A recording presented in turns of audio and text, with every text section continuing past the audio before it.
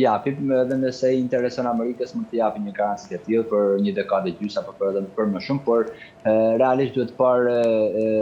pikat kryesore të interesit amerikan, pra gjeostrategjik, që me të vërtetë është shumë e rëndësishme Ukraina për Amerikën, apo është thjesht për të harxhuar efortin dhe energjinë Rusia aty ku tashmë ka bën 4 vite që po e harxhon aty dhe nuk po e rikuperon dot vetëm, ku humbi të gjitha efektivitetin të gjithë pikat e saj që ka pas qoftë në MSD, qoftë në Amerikën Latine, pra në Venezuela, tashmë shumë afër edhe Kuba po hiqet nga duart e Rusisë dhe nga duart e Kinës, kështu që edhe Zelenski ka kuptuar automatikisht pa vendimin e Amerikës, pra pa vendimin e Trumpit, po kush do qoftë në Amerikë, në fakt nuk është sot është Trumpi, por nesër ndryshon. Dhe pa vendimin e tyre nuk bëhet asnjë, dhe këtë kanë kuptuar shumë mirë, dhe nëse ju kujtohet në samitin e NATO-s të radhës që ishte në Europë, gjithë liderët europian i thanë që ti je baba jon Amerikës, pra këtë kupton edhe Zelenski, këtë kupton çdo kush që është, por luftën e Rusisë, nëse mendoj unë që nëse Rusia ka harxhuar të gjithë efortin e vet, të paktën për 2-3 dekada me radhë, nuk është gjendje ta rikuperojë atë forcën e humbur që e ka humbur që 4 vite, lufta mund të marrën, por përndryshe është e pamundur, sepse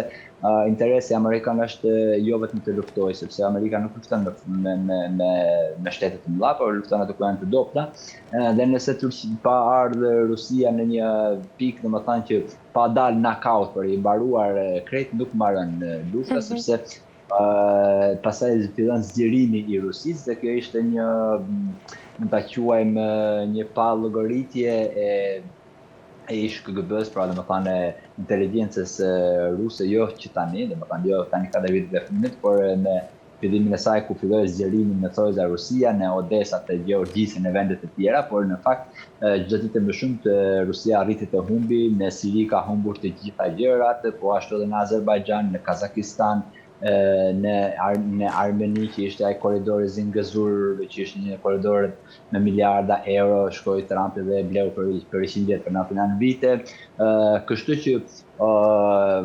pushimi, domethënë një stop në luftën e Rusisë në Ukrainë, kjo le përditshëruar, ndoshta mund të kemi një ftohje ose një pauzë të luftës, por nëse Amerika beson ose mendon me të dhënat e tyre, me inteligjencën e tyre që po tashmë Rusia nuk ka më atë forcën që të jetë dominuese në shumë vendet e botës, atëherë lufta mbaron, por me sa duket Rusia ende ka edhe pak forcë, pra të paktën edhe këtë dimër duket që Rusia do të jetë ende e gjallë, sepse duhet kuptuar edhe kjo nga aspekti i burimeve njerëzore, rusët, kinezët nuk janë si europianët apo si Amerika, dhe vdekja e ushtarëve apo milionave apo qindra mijë ushtarëve nuk ka një domethënie për të, sepse nuk japë llogari para askujt, pra nuk është sistemi amerikan apo europian. Kështu që Rusia merret me bashkën e vet atje ku tashmë ka hyrë flaka dhe në shtëpinë e saj, kurse Amerika e përmbledh të gjitha dhe ganimetet e luftës në të gjithë botës, dhe të paktën për dekada me radhë vendos domethënë Amerika që unë jam i pari i botës. E qartë, Sokol, nga ana tjetër, a mendon se tashmë Shtetet e Bashkuara të Ukrainës po i shtyn Ukrainën, Shtetet e Bashkuara të Amerikës po i shtyn Ukrainën drejt një paqe me lëshime edhe të rënda territoriale? Tashmë me pa nga realiteti, normalisht që s'kemi një paqe de facto, domethënë të shkruar e zeza mbi të barë, por normalisht që në ngjarje të tilla humbin tokë, humbin shumë gjëra, shumë shtete, dhe këtë duket që Rusia mund të dalë në fitimtare, edhe kjo do të jetë shumë e vështirë se si presidenti Zelenski, por edhe ekipi i tij do t'ia prezantojnë popullit vet, por një luftë që zgjat me vite, pra për 4 viteve tashmë, me të vërtetë që i ka mërzitur gjithë popullin, edhe pse vdekjet e panumërta që dinë, domethënë sepse nuk dim se sa kanë vdekur në Ukrainë, po as në Rusi. Këto janë mërzitur dhe besoj që edhe populli ukrainez le të jetë me çfarëdo lloj fature, paktën të kemi një paqe, sepse njeriu në këtë botë vjen për të jetuar dhe për të jetuar në paqe atje sa kemi 60, 50, 70 vite, domethënë atë të shkretit ka shkuar gjithë jeta në luftë, qoftë ka luftës së parë botërore, luftën e dytë botërore, gjatë komunizmit po ashtu ka qenë populli më i shtypur dhe më i diskriminuar nga Moska, dhe pas 90 vjetës përsëri nuk ra në Terezi, nuk ra në rahati, kur gjitha të revolucione, vrasje, të gjitha të, besoj që dhe populli ukrainez tashmë mund ta kuptoj një gjë, nëse do të jenë disa pjesë të tokës së tyre, do të jenë ukrainez, por do të thënë edhe kjo që bëjnë edhe një marrëveshje Anglia,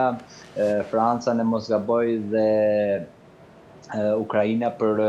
detin e Zi, pra për detin e Zi, ku aty ishte pjesë kryesore e Turqia, cila në atë mbledhje merrte pjesë edhe ministri punëve të jashtme turke Hakan Fidani dhe do ta shohim pse ndoshta tokat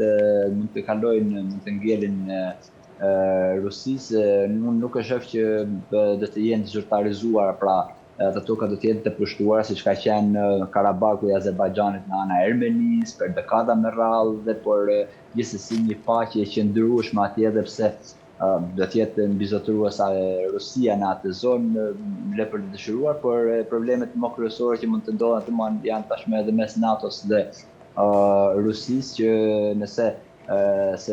me falni Rusia arrin të marrë edhe Odesën, pra portin e Odesës anina, atëherë Ukraina nuk ka si pjesë tjetër në ashtu, ku këtu automatikisht cenohen në mënyrë jetike dhe interesat e Turqisë në detin e Zi, e cila do të ketë pra vetëm një komshi e nej dhe jo 2-3 komshitë e tjerë.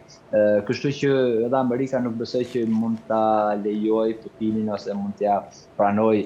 Putinit të marrë të gjithë atyre tokave që flitet të paktën në programet e Trumpit 20 pikësha, apo në plan paqe të Trumpit apo të Europës. E qartë. Mirë, Sokol, për ta mbyllur sepse jemi në fund. Pse Rusia ndërkaq po injoron përpjekjet e paqes dhe po intensifikohen edhe sulmet ajrore, dhe nga ana tjetër a rrezikon Ukraina të mbetet pa mbështetje nëse refuzon kështu kushtet e Moskës?